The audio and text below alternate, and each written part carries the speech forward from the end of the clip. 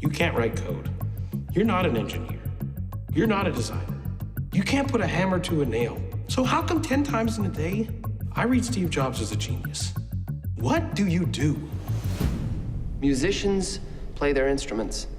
I play the orchestra. This movie's about the person in his personal dealings with people, what he kept inside of himself, where he might have been coming from. What if, instead of it being in the right hands, it was in everyone's hands? From when we started Apple, he was going to be the person in control, running things in the suits, representing the company, the face of the company. The plan will reveal itself to you when you're ready to see it. Steve was not a technical person. He was building a machine that he wanted for himself, one that was so easy, and you could just look at it. You could actually do things without having to learn all the structure and math and computer stuff. Serious users want to customize. They want to modify. They want to jack it up. They don't get a vote. What every person is good at is what they value. And I value engineering. I was really good at it. But Steve, how could he contribute to a product?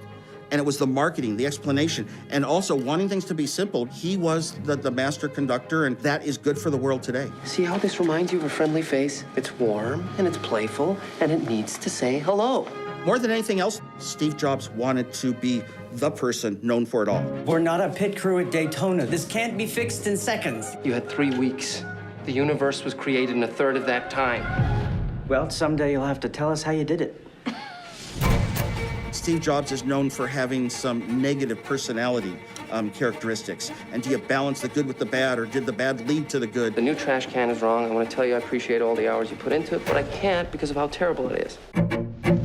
I think history's going to remember him as one of those great technical leaders of all time, just like Edison. He might also be remembered for his negative personality. I think that's going to go with his legacy forever. But he led the world in the future, and everybody else then would follow once they saw it. Look at their faces when they see what it is. They won't know what they're looking at or why they like it, but they'll know they want it.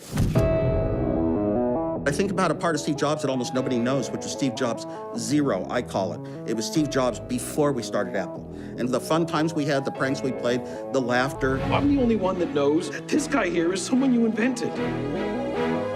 He really, quite a bit, manipulated his own legacy. Any chance I can get you to go out there instead of me?